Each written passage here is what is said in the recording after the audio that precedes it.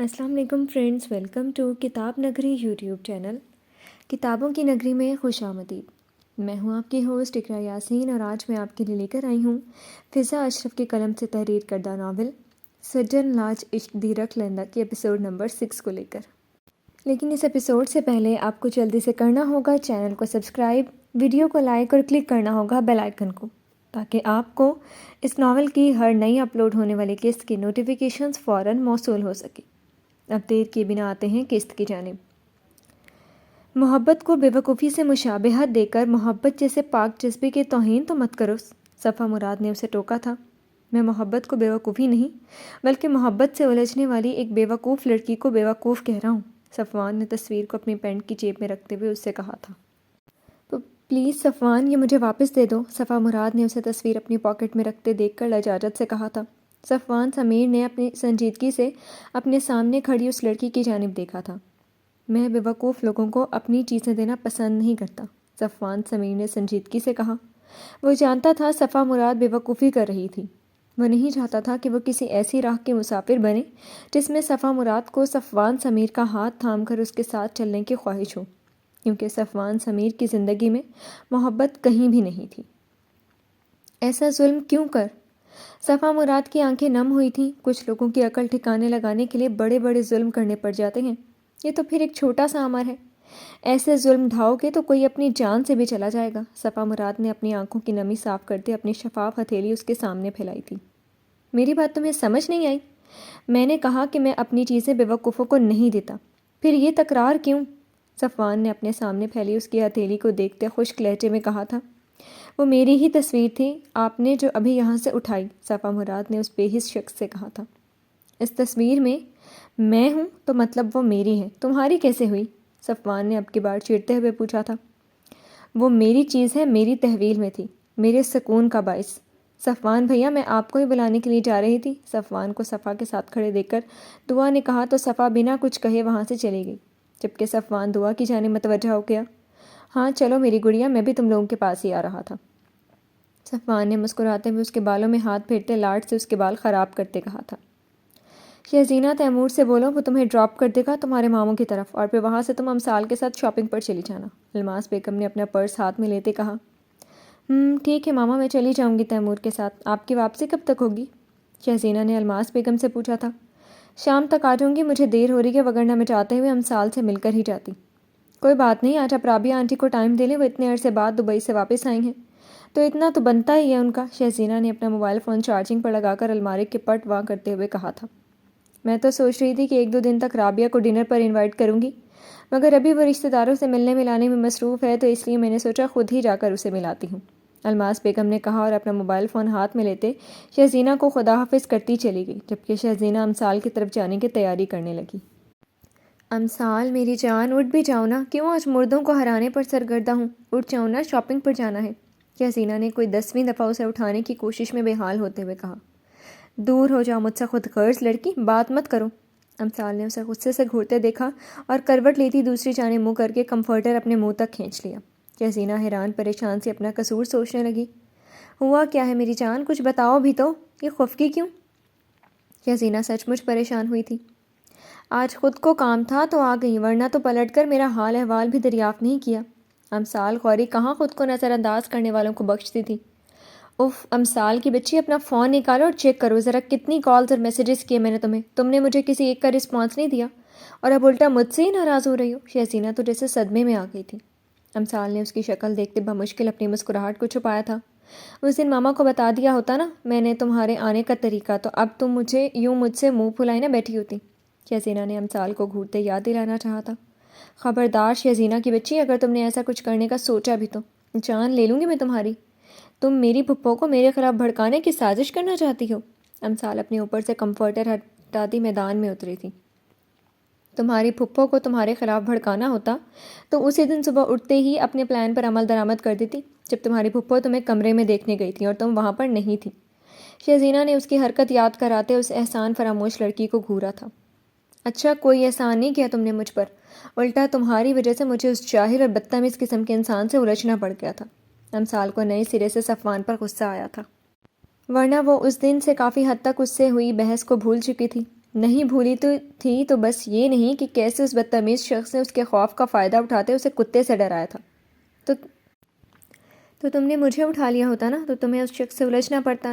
شہزینہ نے اسے خود کو الزام دیتے دیکھ کر خود کو گھورتے کہا تھا، احسان فراموش لڑکی، میں نے تمہارا احساس کیا تھا کہ تم کافی تھک چکی ہوگی، اس لیے تمہیں اٹھانا مناسب نہیں سمجھا تھا۔ اٹھا ہی لیا ہوتا نا تو اچھی بات تھی، امثال نے اس کی گھوری کا جواب اسی کے انداز میں دیتے کہا تھا۔ اور رہی بات اس بدتمیز انسان کی، تو اس سے تو میں نمٹ لوں گی اچھے طریقے سے، امثال قوری نے دانت کچکچاتے کہا تھا، جیسے صفوان سمیر اس کے سامنے ہی کھڑا ہو۔ اچھا، یہ وہی ہے نا جو ماموں جان کے آفس میں کام کرتا ہے؟ آئی تھنک صفوان سمیر، شہزینہ نے اپنے ذہن پر زور ڈالتے یاد کرتے کہا۔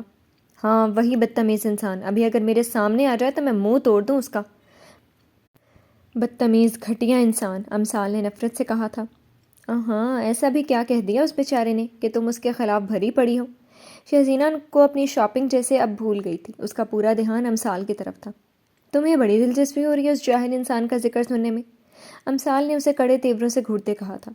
ہاں ہاں ہاں، دلچسپی تو بس ایک ہی انسان میں ہے۔ یہ تو میں اس لیے پوچھ رہی تھی کہ کیا گناہ سرزد کر دیا صفوان سمیر نے جو ہماری امثال اس کے خلاف محاذ آرائی پر اتر آئی ہے؟ شہزینہ نے مسکراتے ہوئے کہا۔ اچھا یہ سب چھوڑو، مجھے یہ بتاؤ پاؤں کیسا ہے اب تمہارا؟ شہزینہ نے خیال آتے ہی اس سے اس کے پیر کا پوچھا۔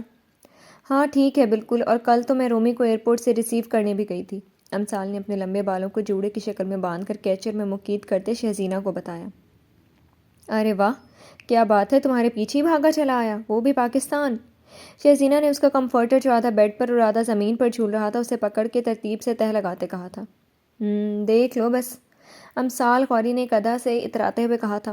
پھر کیا ارادہ ہے اب تمہارا؟ شہزینہ نے شرارت سے کہتے امثال قوری کے شفاف چہرے کی جانب دیکھا تھا جو ناسمجھی سے اسے ہی دیکھ رہی تھی۔ ارادے کا کیا مطلب؟ امثال کچھ دیر پہلے کی ناراضگی بھول چکی تھی، اسی لیے پوچھا۔ ارے یہی کہ رومی تمہیں اتنا چاہتا ہے، پسند کرتا ہے وہ تمہیں، اور اب تو وہ پاکستان بھی آ گیا، اور شادی کا ارادہ بھی تو ہوگا نا اس کا؟ شہزینہ نے اب کو کھینچتے ہوئے شرارت سے کہتے اسے چھیڑا۔ رومی مجھے ایز اے فرینڈ اچھا لگتا ہے، رہی بات محبت کی تو وہ امثال قوری کی زندگی میں کہیں بھی نہیں، اور نہ ہی آئندہ کبھی ہوگی۔ امثال نے اس کی بات کو بہت ہلکا لیتے آرام سے کہا تھا۔ مطلب تم مستقبل میں رومی بیچارے کے دل کو چکنا چور کرنے کا سوچے بیٹھی ہو؟ شہزینہ نے بیڈ شیٹ درست کرتے ہوئے اپنے ہاتھ روک کر پوچھا تھا۔ یہ میں نے تم سے کب کہا کہ میں اس کا دل توڑنے والی ہوں؟ امثال نے ڈریسنگ ٹیبل پر رکھا باڈی لوشن اٹھاتے شہزینہ کو گھورتے ہوئے پوچھا تھا۔ رومی تمہیں لائک کرتا ہے یہ تو تم بھی جانتی ہو، اور ایک دن جب وہ تمہیں پرپوز کرے گا اور تم اس کا پرپوزل ریجیکٹ کر دو گی تو اس کا دل تو چکنا چور ہو ہی ہوگا، شہزینہ نے اس کی جانب دیکھتے اسے بتایا تھا۔ مجھے یقین ہے وہ ایسا کچھ نہیں کرے گا کیونکہ وہ جانتا ہے میری لیمٹس کو، میرے چاروں اطراف دنیا کی ہر شے اپنا گھیراؤ قائم کر سکتی ہے ماں سوائے محبت کے۔ رہی بات رومی کی تو میں اسے یہ بارہا باور کروا چکی ہوں، یا یہ کہہ لو کہ میں سمجھا چکی ہوں کہ دوستی سے بڑھ کر ہم دونوں میں کوئی رشتہ قائم نہیں ہو سکتا، امثال قوری نے مختصراً کہتے شہزینہ کو بتایا تھا۔ تمہاری بات بھی وجہ ہے، لیکن محبت کہاں مانتی ہے؟ محبت کہاں کوئی بات سمجھتی ہے؟ محبت کو جو چاہیے ہوتا ہے وہ اسی کی رٹ لگائے رکھتی ہے، کوئی سمجھ بوجھ محبت کے لیے کارگر ثابت نہیں ہوتی۔ یوں سمجھ لو کہ محبت کسی ضدی اور اڑگل گھوڑے کی مانند ہے جو جب ضد پر اتر جاتا ہے تو اپنے سوار کو منہ کے بل زمین پر گرا کر اسے اپنے قدموں کی دھول چٹا کر ہی سکون میں آتا ہے۔ شہزینہ نے اسے محبت کے مزاج سے متعارف کروایا تھا۔ ایسی باتیں اب فاخر سے محبت کر کے کرنے لگی ہو کہ پہلے بھی مہارت رکھتی تھی ان باتوں میں۔ امثال قوری نے ہلکی سے مسکراہٹ میں اس کی باتوں کو ہوا میں اڑاتے ہوئے پوچھا۔ تم میری باتوں کو ہوا میں اڑا رہی ہو امثال قوری؟ شہزینہ نے اس کے چہرے پر موجود مسکراہٹ ملاحظہ کرتے تنک کر پوچھا تھا۔ ہاں تو اور کیا، میں اپنے لاکر میں سنبھال کر رکھوں؟ امثال قوری نے اسے آنکھیں دکھاتے پوچھا تھا۔ ہاں رکھ لو، ہو سکتا ہے کچھ وقت گزرنے کے بعد یہ سب باتیں تمہارے کام آ جائیں۔ اچھا اب یہ فضول کی باتیں بند بھی کرو اور یہ بتاؤ پھپھو کیسی ہیں، وہ کیوں نہیں آئیں تمہارے ساتھ؟ امثال نے الماس پھپھو کی بات شہزینہ سے پوچھا۔ میں ماما کی دوست کافی لمبے عرصے کے بعد دبئی سے واپس آئی ہیں تو بس اسی سے ملنے کے لیے گئی ہیں ماما، اسی لیے نہیں آئی میرے ساتھ، شہزینہ نے اسے بتایا۔ اچھا اور تیمور کہاں ہے، وہ اوپر نہیں آیا؟ تیمور بھائی کو ان کے دوست کا فون آ گیا تھا، بس وہی سننے کے لیے نیچے رک گئے تھے، ابھی آتے ہی ہوں گے۔ شہزینہ بھی امثال کی طرح کبھی تیمور کو نام سے تو کبھی بھائی کہہ کر پکارتی تھی۔ اچھا اب تم بھی جلدی کر لو یار، پھر تیمور بھائی کا موڈ بدلتے دیر بھی نہیں لگتی، یہ نہ وہ ہمیں شاپنگ پر لے جانے کا ارادہ ہی بدل لیں۔ میں نے آتے ہوئے ان سے کہا تھا کہ ہم انہی کے ساتھ ہی شاپنگ پر جائیں گے، تب تو انہوں نے رضامندی دے دی تھی، اب موڈ نہ بدل لیں اپنا، اس لیے جلدی کرو۔ شہزینہ نے امثال قوری سے کہا تھا جو آرام سے ڈریسنگ کے آگے کھڑی شہزینہ کی باتیں سن رہی تھی۔ اچھا تم رکو، میں چینج کر کے آتی ہوں۔ امثال نے الماری کی طرف بڑھتے اپنا ڈریس نکالا اور جلدی سے ڈریسنگ روم کی جانب بڑھ کے، جبکہ شہزینہ مسکراتی ہوئی اس کی پیٹھ تکتی رہی۔ شہزینہ کو اپنی یہ کزن اپنی جان سے زیادہ پیاری تھی۔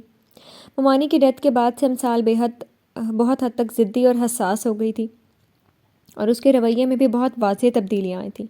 ہر ایک کے ساتھ امثال قوری ہنس کر مسکرا کر پرسکون ہو کر بات نہیں کرتی تھی۔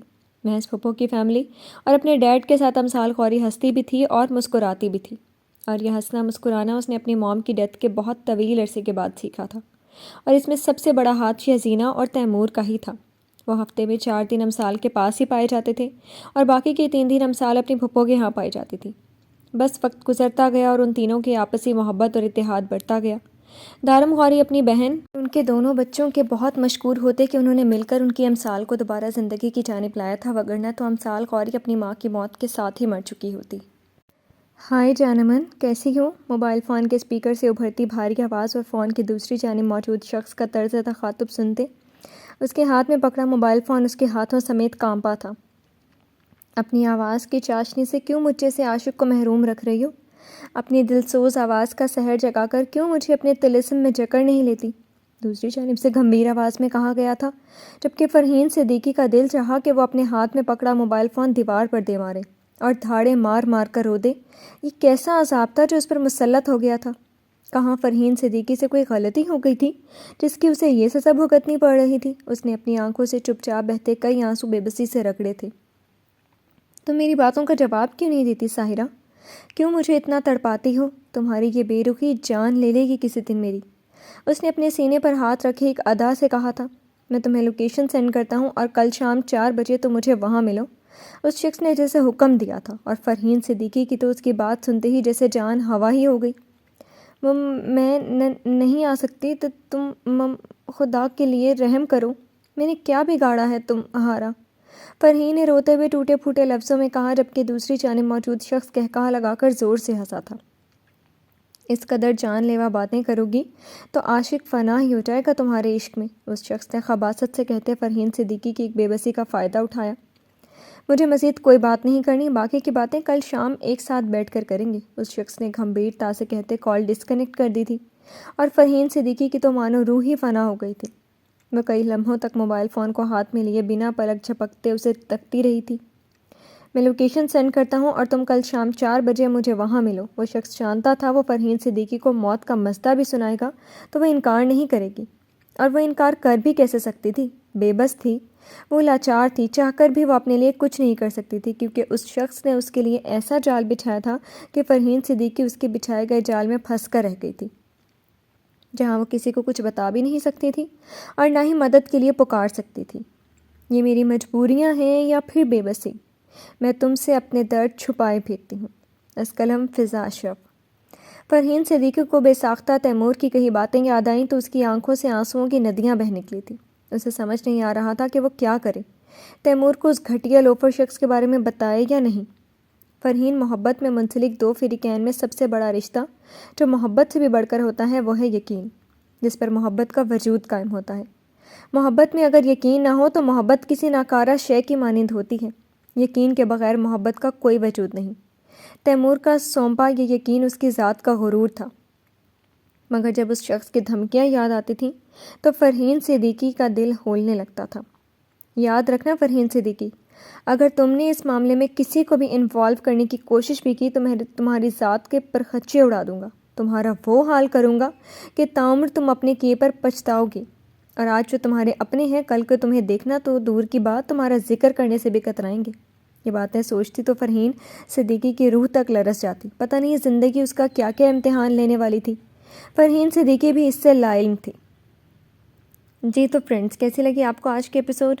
امید ہے آپ کو پسند آئی ہوگی۔ کمنٹ سیکشن میں اپنی رائے کا اظہار ضرور کیجیے گا۔ پھر حاضر ہوں گے ناول کی نئی قسط کے ساتھ، تب تک کے لیے شکریہ، اللہ حافظ۔